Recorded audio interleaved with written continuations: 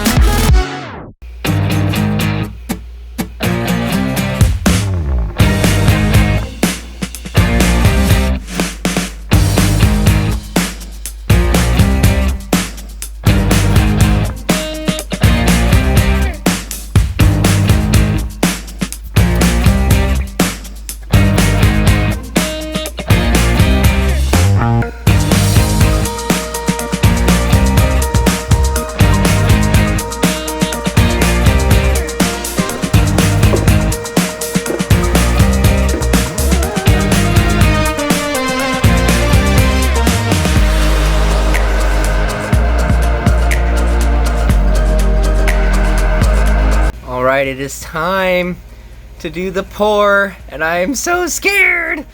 Ah! Here's how the first one turned out. Hoping for something better on number 2. Alright, for this pour, we are using the liquid glass thick pour epoxy instead of the regular pour epoxy, which is good up to 3/4 of an inch to inch.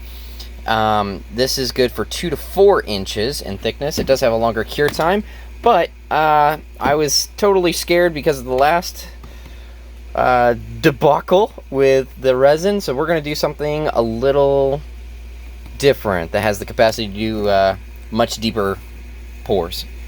Alright, let's do this thing. This is a 2 to 1 ratio instead of equal parts like the other one. And yeah, so the cure time is definitely going to be different. I'm not sure exactly how much we need, but we're going to go for it. No turning back now. Okay, final checks. Everything's solid.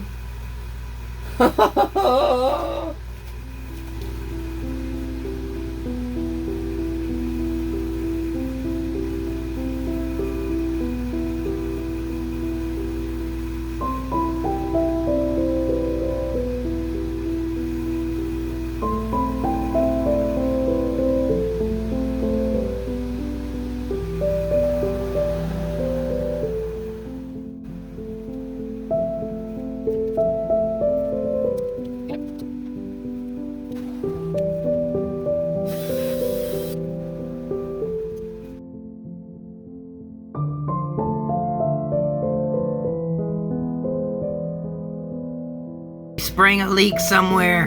Why? Everything was sealed perfectly.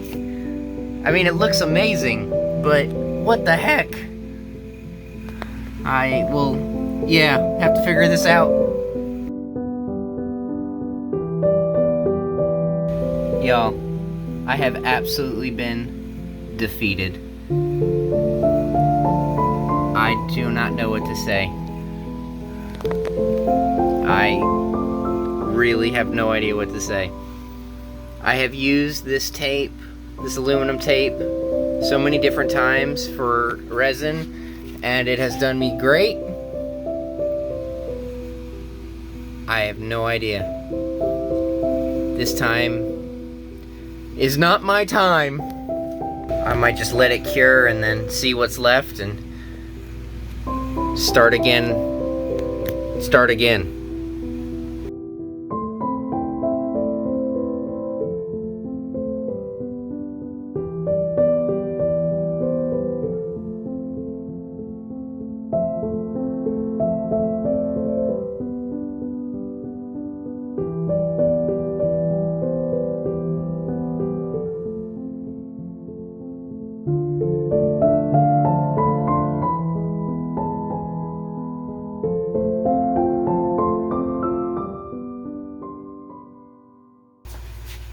Here is the piece.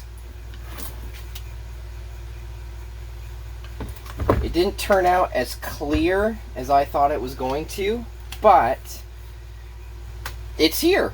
I got resin, so we're gonna start pulling this thing apart, and we're gonna do some sanding, we're gonna do some trimming, and see what we can come up with.